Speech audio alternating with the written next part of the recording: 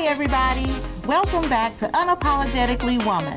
This year we're celebrating phenomenal women all across Kentucky who make no apologies for their perspectives or the impacts that they're making in the community. Today we're celebrating my daughter, psychiatrist Dr. Raven Price. Raven works with patients to diagnose, treat, and prevent mental health issues at Owensboro Health Regional Medical. Unapologetically Woman, Raven Price, that's you. Welcome to the show. Thank you. Thank you for having me. It's such an honor to be here on the same stage as so many prominent women here in Kentucky. And I'm excited especially to be able to celebrate my daughter today among the distinguished women. So you just graduated, well, not graduated, you just finished your residency in psychiatry at the University of Louisville. Tell us what you're doing now. Yeah, so July 1st, I just started my first big girl job at Owensboro on their inpatient unit. There I'm the Psychiatry Medical Director, and I also see the patients on the inpatient unit and oversee a couple nurse practitioners for our consult service. So that's kind of what I've been up to thus far. But before that, I was in residency at University of Louisville for the past 4 years, where I trained in emergency medicine, consult and inpatient psychiatry, so just really excited to have made it to this point. Okay, so have you always known that you wanted to be a doctor, or how did you get to this point?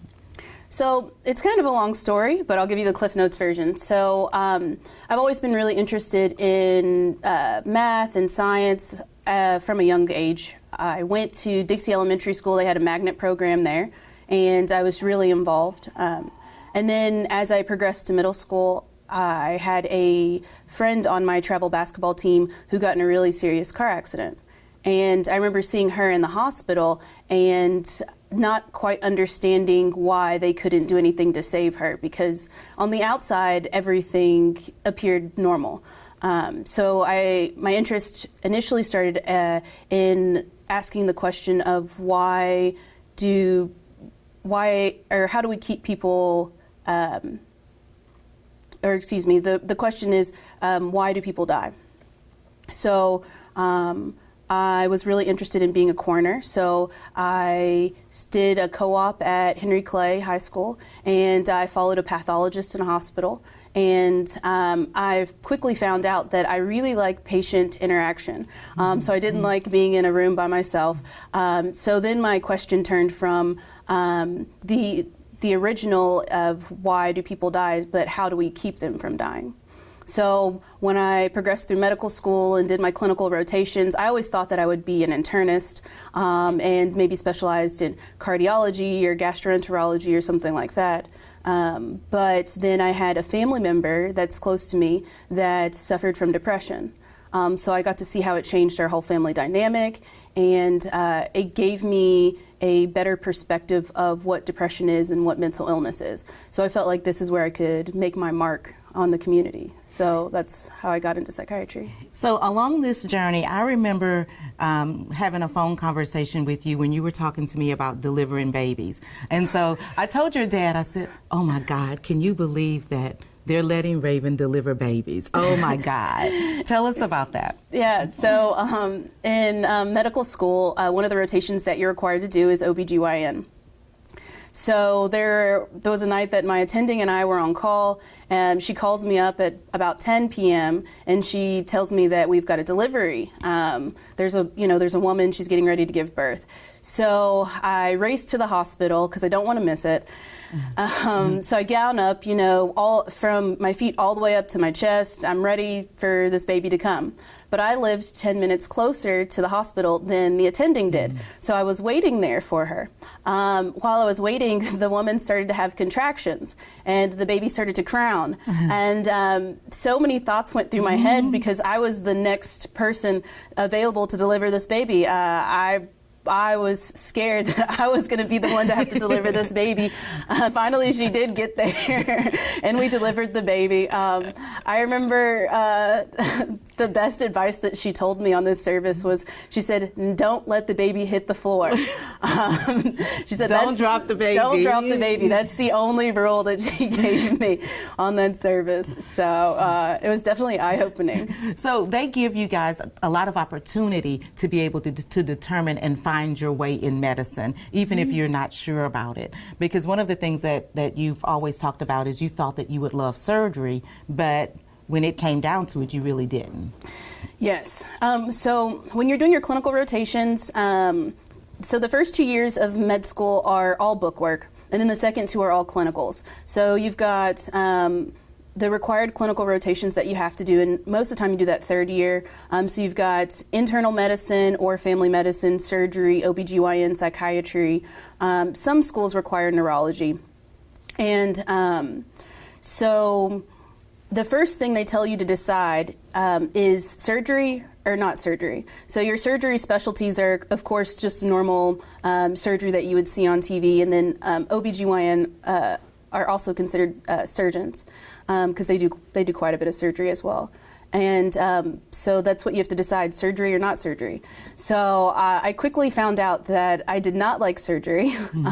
It's very repetitive. Every so often you get an awesome trauma, but it's you know, the everyday, you know, removing appendixes and gallbladders and just the normal stuff that people need done.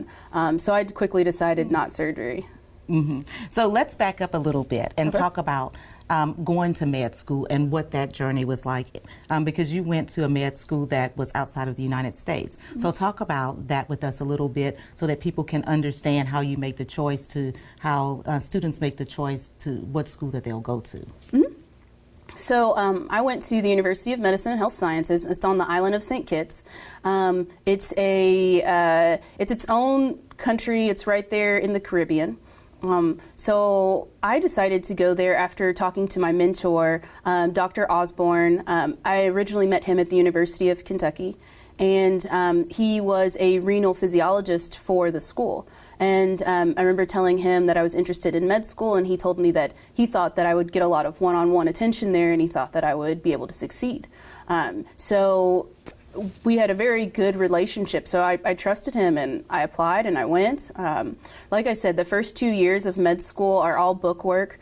So what is it like? What is med school like? So some people, since I had I guess non-traditional med school, if you will, since it was in the Caribbean, a lot of people think that what I did is just, you know, sit on the beach and drink mojitos all day. But really, the bus picked me up from my house at 7 a.m., dropped me off. Classes started at 8. They went till about 2 or 3 every day. And then from about 3 till midnight, you stayed in the library studying. And if you were lucky enough, during your break in the evening, you would get to watch the cruise ships sail off into the distance. But that was just an everyday thing. But it made it really easy because everyone you knew there was studying, so you weren't missing out on anything. Everybody was kind of in the same boat as far as, you know, what you were there to do. So it was no laying out on the beach and partying. No, I guess I shouldn't say no. After we had block week exams, so we would have all of our exams on Friday. Every exam for every class you were taking that semester would be on Friday. So the weekend after, people really got to relax and go to the beach and just kind of let loose just a little bit until Monday rolled around, and then you caught that 7 a.m. bus on the way back to school. And did it all over again. Yeah. And so when you're in med school, this is one of the questions that people always ask, is about the work that you guys have to do with the cadavers. Can you talk about that? Yeah, so very first semester in med school, you do an anatomy class. So each group of students, there's about 3 or 4 students per cadaver. You get a cadaver and you get to dissect it, which is very important. Because let's say I would have decided I wanted to be a surgeon. It would be nice for me to see what those organs look like before I cut on someone for the first time. So everyone gets a cadaver and you get to dissect, you get to see the arteries, the nerves, everything. And you get to have quizzes on them. So it's definitely a nice thing that we get to do, because people have to donate their bodies to science for us to be able to do this. There definitely are med schools that don't have cadavers anymore, just because of them not being around anymore. Is it lack of donations, you think? Yeah, I mean, a lot of it. So people donate their bodies to science, and then sometimes if bodies go unclaimed, then they become our cadavers as well. So afterwards, after we've completed the class, you put all of the organs back into the body and they cremate them and return them to the families. So we try and give the bodies as much respect as possible. You really only try and expose what you are working on that day, and leave everything kind of as like the way you found it. Well, that was one of the things that I remember us talking about a lot, is the great respect that you all, and that all of the medical students had for the cadavers, because we knew that it was a sacrifice that someone else had made for the advancement of medicine. Yeah. I mean, if we didn't have it, how would we ever know what was inside the human body? It's definitely a sacrifice, and we're lucky that people allow us to do this. And then, so fast forward here, so people that are watching know, okay, so you went to medical school in the Caribbean and you came back, and then what was that journey like once you returned? Yeah, so coming back and doing clinicals, it's quite a adjustment. So I did a majority of my clinicals in Georgia, between Atlanta and Augusta. So kind of what we talked about before, I would just do about 6-week rotations on most services. So it's coming back is nice, but I mean it's still school. It's still long hours. Trying to learn as much as you can. You basically, it would be equivalent to going to a job during the day and studying all night. You go, like, let's take my surgery rotation for example. I remember there was a lady that had breast cancer. So we saw the surgery. I got pimped out on the questions about the surgery, if you will. And then later on I had to go study it so that I would know exactly what to do the next time that we had that. So it was almost like 2 full-time jobs. Well, and here's another thing that when we've talked about it, we've talked about everybody in med school is smart. Yeah. But you don't have to be a genius. You have to be dedicated. Exactly right. There's this saying that goes through med schools. It says C equals MD, which means that that really you don't have to be the smartest person in a class. You just have to be really hardworking.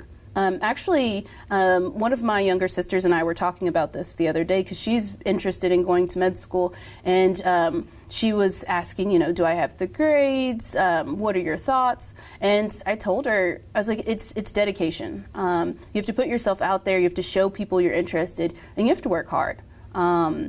You've seen some of those textbooks that I've studied, like this big. And then you have to take board exams. So if you don't have the dedication just to sit at the table for hours and learn, it just makes it hard. You don't have to be the smartest person in the class, but you do have to be hardworking. Well, and I know that it absolutely challenges you, because I remember the stress and everything that was going into it while you were in medical school, and being away and feeling alone, because at that time technology wasn't as prevalent as it is now. We were Skyping at that time. But it's very hard not having that support system right there by you. It is. I think I got lucky because friends were always reaching out, but there were definitely times when I was sitting in my room and I was thinking to myself, how am I going to remember all of this information? It's so much. Now I could tell you all the way down to how does one cell in your body work? And they don't all work the same. Depending on where they're located, they all work differently. So it's just a lot of information, but honestly, the support system is key. I had my friends, I had family, I had mentors like Dr. Osborne that I mentioned earlier. Since he was one of the teachers at the school, he used to, my parents would pack a bag for me full of snacks, because the snacks on the islands were so expensive because of the import tax. So he would bring a suitcase full of snacks for me whenever he would come.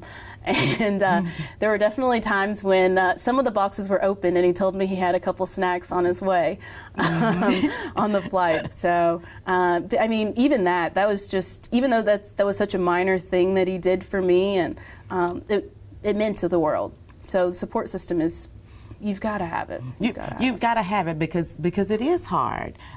Because anything, and you know, there are a lot of sayings, you know, anything worthwhile doesn't come so easily to you. And so you just have to be persistent and get in there and just get it done. Yeah. Because I remember a conversation that you and I had, because it gets tough and it gets hard, but we know that women can do hard things, right?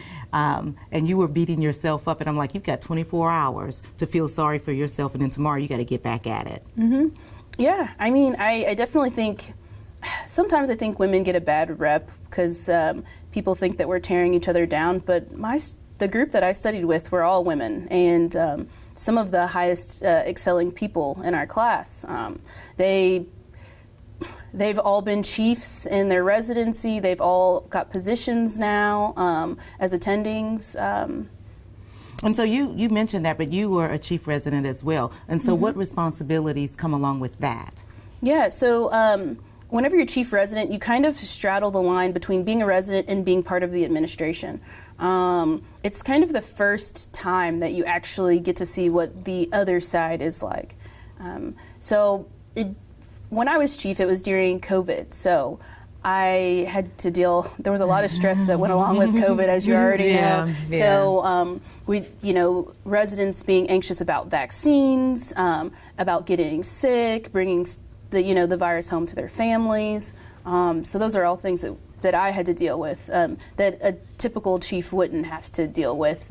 It's just during normal times. You got so fortunate as to be it during in the midst of COVID. And so a lot of people think that what happens in med school and in the hospital is like what they see on Grey's Anatomy. And, you know, I'm people. That's what I thought too, until I found out something different. So, gosh, in Grey's Anatomy, so the main characters in Grey's Anatomy are all surgeons. And if you remember correctly, like, the surgeons do everything in the hospital. I remember there was even an episode that I watched and the surgeons were like doing psychiatry work. So the surgeons, I mean, they're very important to the hospital system, but they are not as involved in every patient care as the show and they don't work 24 hours a day, because you guys have rules that limit the amount of work that you can do for patient care, actually. Yeah, so there are laws, so it is quite a few hours. So we cap at 80 hours a week. And then the most you can work at one time is theoretically 26 hours, 24-hour period, and then 2 hours for continuity of care. And then you're supposed to get, I think it's either 8 or 10 hours off per day, like between shifts. So it's a lot of work, but I think that's where the name came from, because before the laws were implemented, residents lived at the hospital. They were residents of the hospital, so that's where the name comes from. So you weren't always engaged. You like to work hard, but you like to play hard too. And so you were on the rugby team at the University of Kentucky. Rugby, tell me about that. And how did that come to be? Yeah, so my whole life I played tons of team sports. So I think I was craving that team aspect that I didn't have once I went to the University of Kentucky.